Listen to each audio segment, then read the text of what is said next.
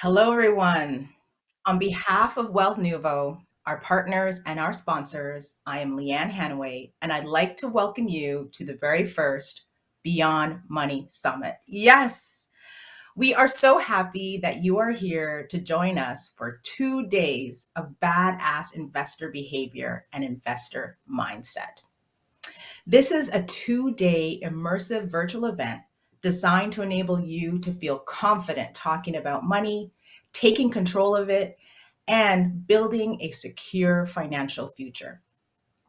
Over these 2 days, we will feature expert plain language talks and actionable workshops on personal finance, making and saving more money, investing that money in the stock market and real estate, building a business through side hustling. We'll be talking about cryptocurrencies and other alternative investments. And in this process, we're going to make sure we teach you how not to let anyone break your stride. We are in community here, and we want to empower each other's financial journeys. We want to support women doing big things like building businesses. So we have the marketplace, and hopefully you've taken time to check it out because there are a ton of women-owned and women-led brands that you can shop right now in the summit. You can also network with your fellow attendees. So make sure you check that out as well. Speaking of community, we couldn't bring you this event without a little help from our many friends and co-conspirators. We want to thank the team at Creative Solutions who brought the website to life and Dan Valley Designs for the creative. Isn't it amazing? And our marketplace partner, Jody Ann Campbell and her team at Malcolm's Choice. Malcolm's Choice is making it easy for everyone to buy Black. Like us at Wealthnuvo, they believe in the strength of our communities lies in the strength of our businesses. I also want to thank our many supporters. The Village, which I hope you got to check out the meditation earlier, right before joining me here, Matrix 360, Education, the Canadian Women's Chamber of Commerce, and Pitch Better. I want to thank also my good friends and past colleagues who've been sending good vibes and love for this summit, especially for those who signed up early and promoted it in every which way they could. We appreciate you more than you will ever know. I also want to thank the speakers who are delivering their wisdom over these next 2 days. Thank you for sharing your energy, your time, and expertise. And last but not least, all of the team at Wealthnuvo. I'm not doing this alone. I want to thank Daniela Bustamante, who's been in charge of the event production and bringing the curated content to your chosen place to listen, engage, and action. So the fact that you're enjoying this in your living room in your pajamas has a lot to do with her. Zoe Dawkins, who is involved in our social media and event coordination to make sure that you and your friends know what we are building across all of the social media channels. What would we do without a Gen Z on the team? And Zendile Chawazana, who's been involved in the content and creative of bringing the Beyond Money Summit voice to life so that you are hearing today is relevant and real to you. And who am I? I am Lianne Hannaway. I'm a chartered professional accountant or CPA and an experienced financial executive and an investor. I'm also the founder of Wealthnuvo, this platform that is bringing this to you today. It's a platform that is designed to help good savers become badass investors and build generational wealth. I also serve on the board of 2 non-for-profit boards. I'm a board member and treasurer at the Equality Fund, who has a member who's going to be speaking to us tomorrow. And this Equality Fund is really a groundbreaking collaboration that supports women's rights organizations and feminist movements globally with the backing of $300 million from the Canadian government. I'm also on the board of Kids Help Phone, Canada's only 24/7 national support service, providing professional online and telephone counseling, as well as volunteer-led text-based support to youth across Canada in both English and French. You could say that 3 times fast. Prior to founding Wealthnuvo, I was an advisory partner at KPMG and held a variety of senior finance roles at the TMX Group, which is the parent company to the Toronto Stock Exchange. But before I go into more detail about why you are here and why of Wealthnuvo, I want to acknowledge that I am joining you today on the treaty lands and traditional territories of many nations, including the Mississaugas of the Credit, the Anishinaabe, the Chippewa, the Haudenosaunee, and the Wendat peoples, in a city that is now called Toronto. As an immigrant on Indigenous land whose parents immigrated from colonized lands, I'm an ongoing journey of learning and solidarity with Indigenous peoples whose lands I occupy. I urge you also to find out and show your solidarity to our Indigenous peoples here in Canada and globally as we learn more about truth and reconciliation. So, now let's get into it. And I would love to start with a quote. The quote is, "Money is the real source of power in our society." And this was said by Rachel Rogers, who is our keynote speaker, and you will hear from her later today. She is the founder of Hello 7, a multi-million-dollar company that teaches women how to earn more and build wealth. She's been featured in Time, Forbes, Entrepreneur, Fast Company, The Washington Post, on NBC News, and Cosmopolitan. Rachel's mission is to teach women, especially women of color, how to end the cycle of overworking, under-earning, and financial stress once and for all. I'm so honored to have her here. She's also the host of the Hello 7 podcast, which I know you all have been listening to if you're wanting to join me in my talk with her. She's also the founder of We Should All Be Millionaires, the Club, an online network for professional women. And her book of the same name came out earlier this year. And like me, I'm sure you all have a copy or two, one for yourself and one for your friends. Those of you with premium access, I know you're looking forward to this powerful conversation. I believe there is a reason that we as women, as people of color, as people from marginalized groups have been socialized not to talk about money. And it is to keep the power structure exactly the way it is. And that's why I love Rachel's quote so much. It speaks directly to power. Starling Bank in the UK worked with researchers at Brunel University and analyzed over 600 photographs used in articles about money and finance. They found that men were depicted very differently from women. Men were shown being as in control, making financial decisions, and women were shown clutching their piggy banks and counting pennies. Yes. Overall, the study reveals a very narrow, stereotypical gendered representations of money. And they fail in terms of diversity of demographic representation, racial, gender, ability, and how they show these peoples in access to and use of money and the financial products that they actually use, as well as looking at the roles overall in the financial services industry. This risk representation not only affects how men and women see their own relationship with money and therefore how they use it, but it also influences how others see and treat men and women when it comes to matters of money. What about education? Low financial literacy rates impacts us all, but especially and dramatically impact the lives of women, demanding that they work harder, they take more time to pay debts, and sometimes settle for earning less. According to Statistics Canada's 2014 Canadian Financial Capability Survey, only 31% of women considered themselves to be financially knowledgeable compared to 43% of men. Furthermore, that same study found out that 66% of women surveyed had no idea how much money they need to save in order to retire at their desired standard of living. A Bank of Montreal survey conducted late last year found that not much progress has been made, as women are 18% less confident than men about retirement plans and 18% less likely to know how much money they would need in retirement. And speaking of last year, I'd be remiss to not talk about COVID-19. This pandemic has put a lot of pressure on women. You've heard the term she-cession, she-recovery.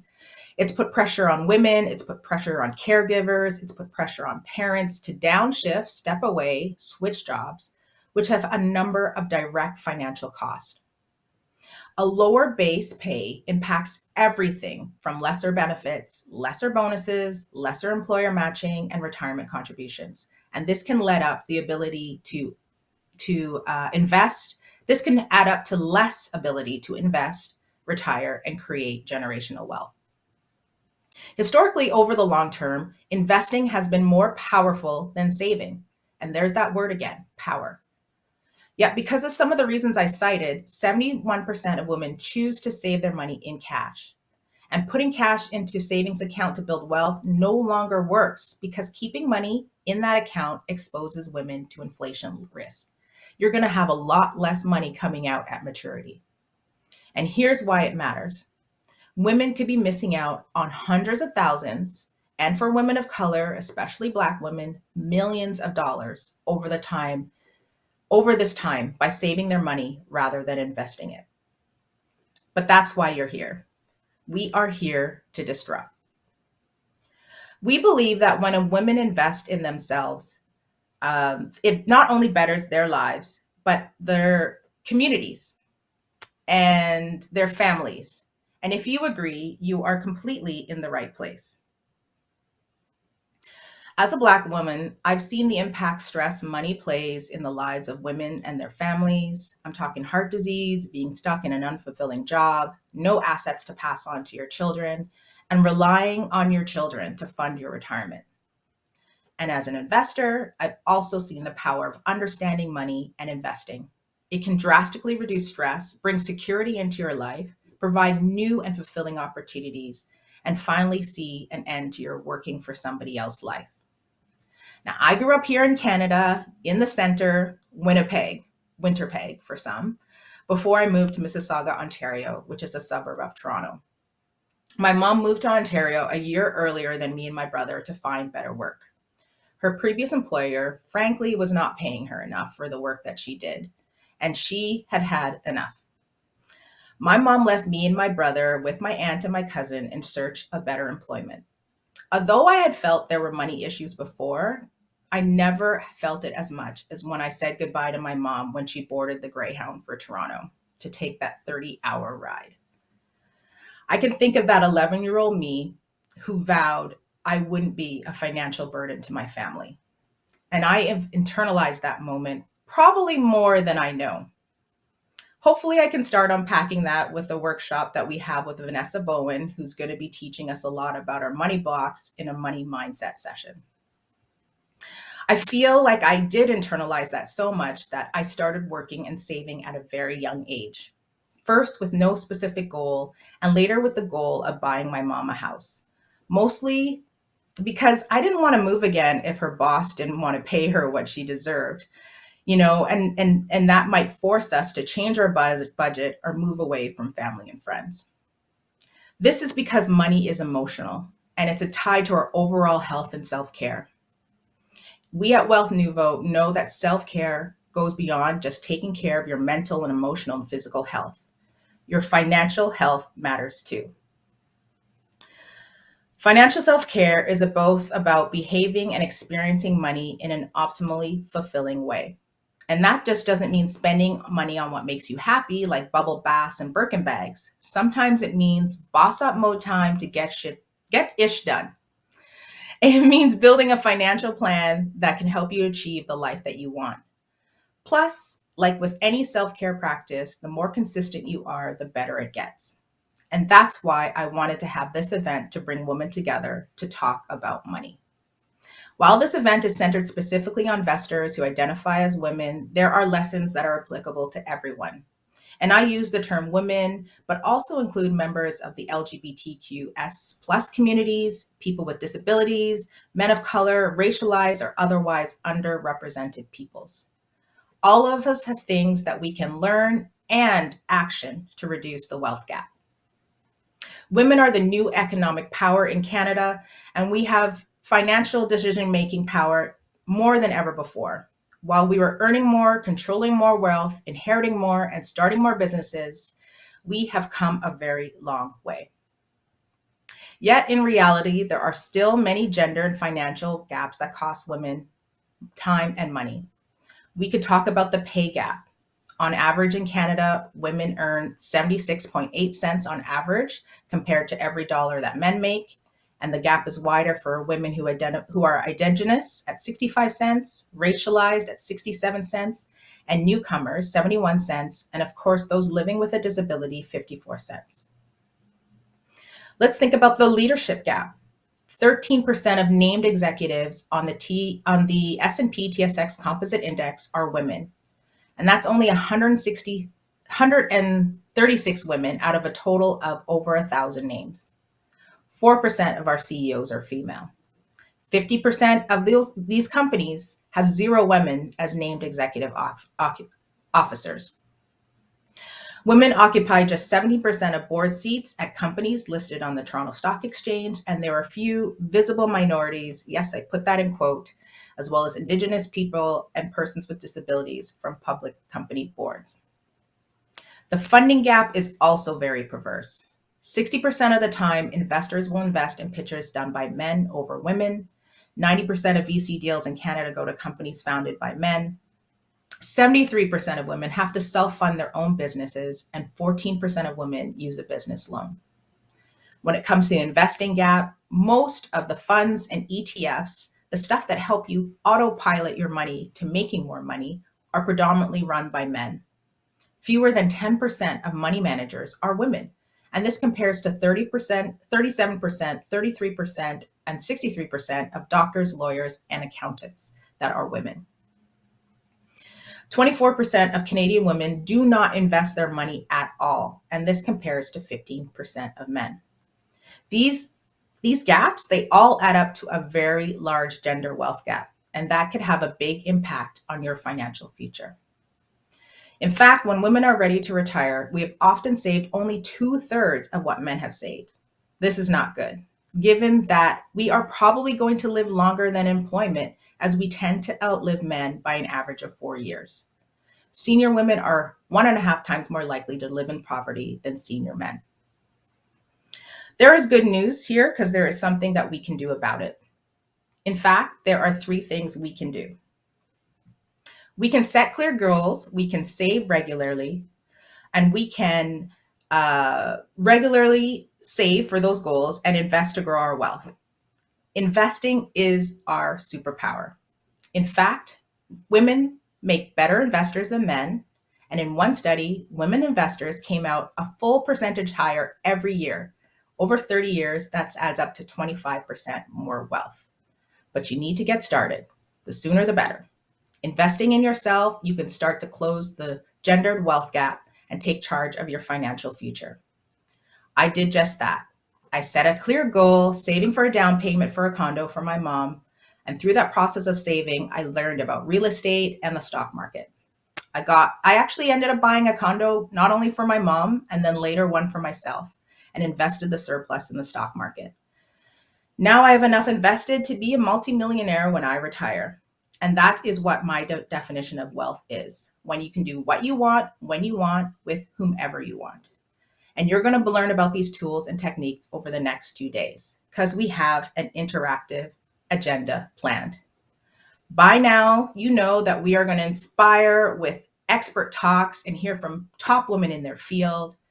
We're going to educate you with workshops and get hands-on with money management. And we're going to engage in the marketplace, curated by Malcolm's Choice, where we are showing off brands that are doing big things for women. And maybe you can snag yourself some goodies. I guarantee you, if you do all these things, you'll be on your way to becoming a badass investor. And if that wasn't enough, we do have some giveaways. Tomorrow, you will hear about an exciting new financial platform called buyproperly.ca and their founder, CEO Khushbu Jha. This platform allows you to buy a fraction of real estate across Canada. So if you thought you couldn't get into the real estate market, now you can. With a minimum investment of $2,500, you could be an owner of a condo, a house for less than the down payment. Isn't that awesome? Really bringing accessibility to real estate for all Canadians. Take the time to check them out in the marketplace because they've actually given us a very special discount code that brings the minimum investment from $2,500 to only $100 when you sign up at buyproperly.ca using our exclusive code Investor Mindset. That onboarding process takes less than 7 minutes the very first time, and it gets exponentially faster the next time you invest. Over the next 2 days, we're going to ask you to engage, post, tweet using one of the hashtags Badass Investor, Investor Mindset, Beyond Money Summit on Twitter, on Instagram, on TikTok, as long as you tag Wealthnuvo. We will award one of two prizes of that $100 minimum investment in Buy Properly to an attendee here. So get tweeting and let us know what you think about the summit. We want to hear from you. And how great are we? Although we'll be giving out two prizes of $100, the offer is always there. So instead of a $2,500 investment, it's only $100. So even if you don't win, this is an excellent opportunity to get into the real estate market. So without further ado, we want to hear from you. If this is your first Investor Mindset Summit, which sessions have you got lined up in your calendar? Do you have any aha moments at any point? Don't be afraid to show us some love during and after the event. Now, without further ado, let's get to it. I know you're excited. I'm excited. So let's get the day started.